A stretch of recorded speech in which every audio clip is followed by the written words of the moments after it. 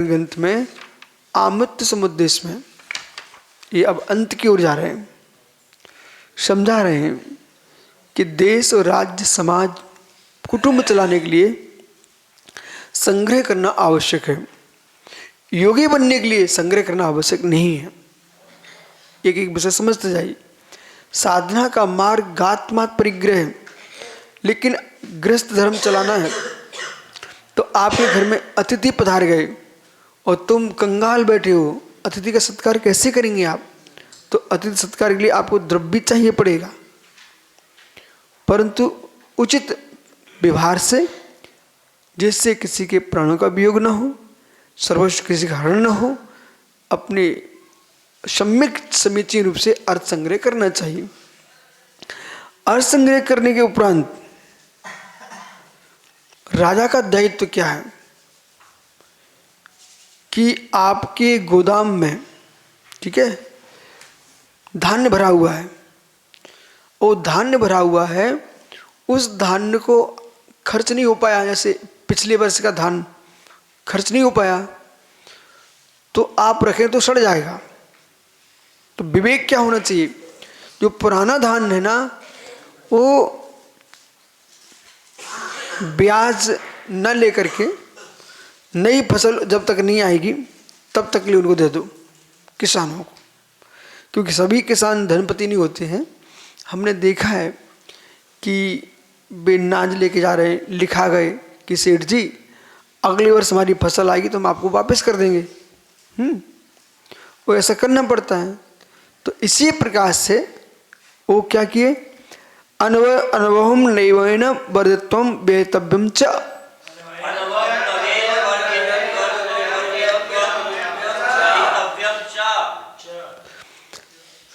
तो बटियाई कहलाती है।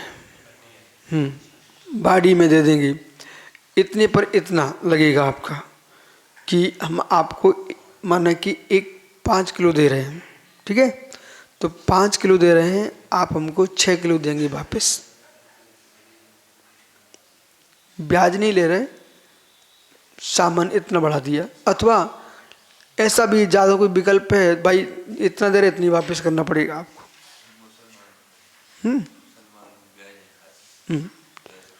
तो ऐसा करना पड़ता है।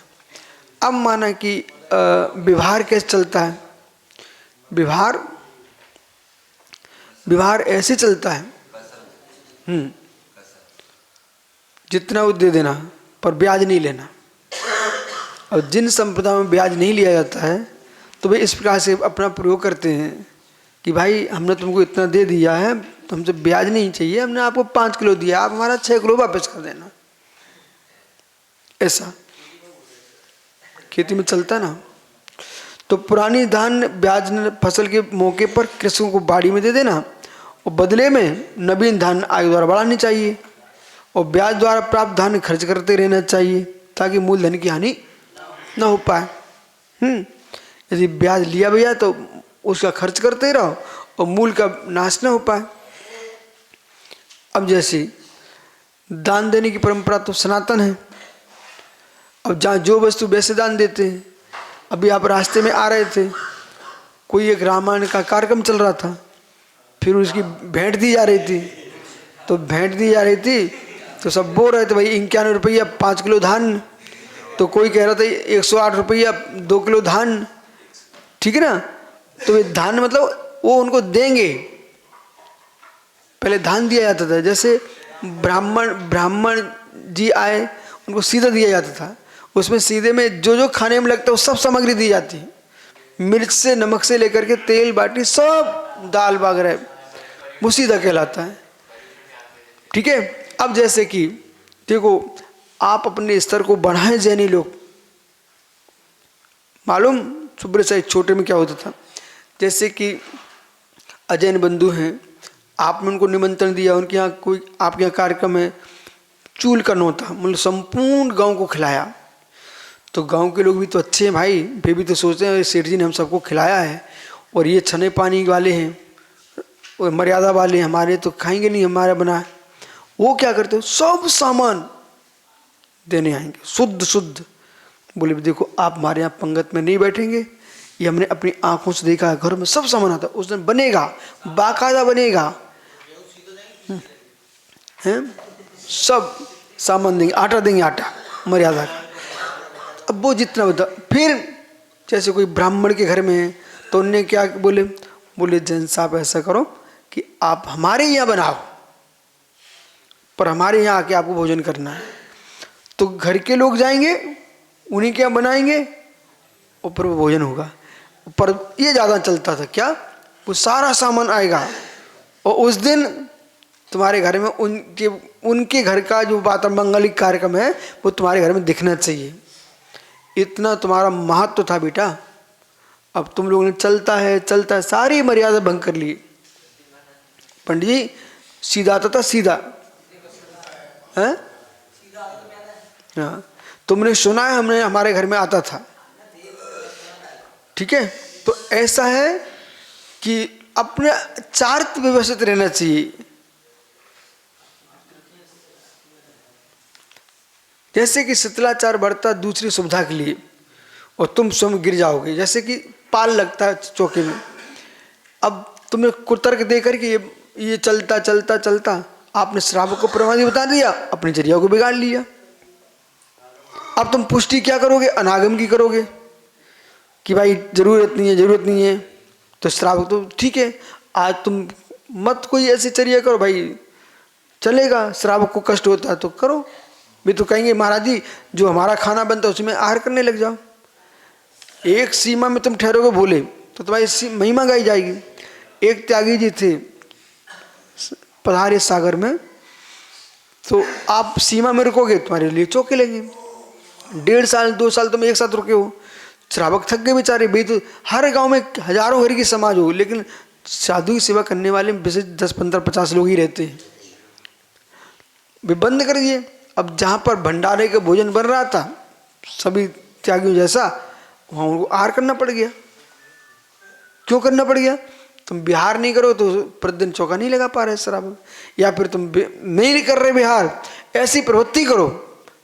श्रावक को उपदेश दो, सरलता में जियो, उन्हें कष्ट मत दो, उबलो मत, पंथ संप्रदाय मत भड़काओ, शांति का जीवन जियो। श्रावक तुमको फूलों पे रखेंगे, हर दिन तुम्हारी सेवा करेंगे। अब आप बिहार कर रहे हो ना, इसलिए लोग तुमको जुड़ते हैं। बोले उन्हें मालूम है कि भाई मेहमान आ जाए, कल चले जाएंगे, शाम को ही चले जाएंगे, तो लोग सब आएंगे तुम्हारे पास। जीजा जी तुम्हारे घर में आए तो तुम पूरा घर तुम्हारा मंगल में काम बनता है। अभी वहाँ रहने ही लग जाए तो भैया चिंता मत करो, जैसे टमाटर भरता हमारे यहाँ खबरता तुम्हें खिलाएंगे। फिर तुम्हें घर का गोबर भी उठाना पड़ेगा। अब तुम वहाँ रहने लगे हो तो भाई सब्जी, अरे सब काम करना पड़ेगा, झाड़ू भी लगाना पड़ेगी। जिनके आने पर घर में झाड़ू लग जाती थी उन्हें उस घर में अब झाड़ू लगाना पड़ेगी। इसलिए ससुराल में कभी नहीं रहना चाहिए। और साधुओं को एक गांव में ठहरना नहीं चाहिए। मात्र सीमित आओ, सीमित तुरंत बिहार करो। भाषण अब भाई सीमा है, आप एक जगह रुक जाओ, आप जाके नसिया पे रुक जाओ और लोगों को ये मालूम चल जाए कि निर्विकल्प से आगे जीवन पर नहीं रहेंगे, तो फिर देख लें दूसरे दिन।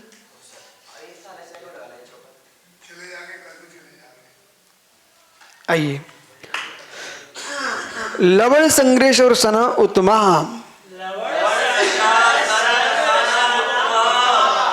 अब ये आचार्य महाराज क्या बोल रहे हैं, नमक का संग्रह सभी में उत्तम है, सारे धातुओं में स्वाद देने वाला सभी रसों में नमक है, क्योंकि भोजन में सबसे ज़्यादा स्वाद देता है।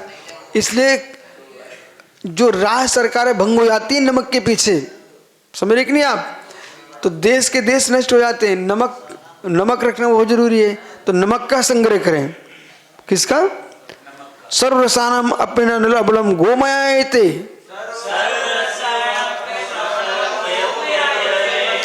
वो इसलिए कह रहे हैं सब रसों में सब रसों से युक्त अंडवी ऐस। अब जिनको रसना की तीव्रता है, आओ पड़ी,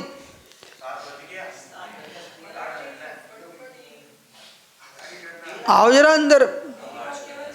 तो क्या बोल रहे हैं, नमक जो है ना, नमक उसके बिना सब खाना गोबर हो जाता है। जिनको रसना पर नमक का स्वाद चख गया ना, सब उनको गोबर जैसा लगता है।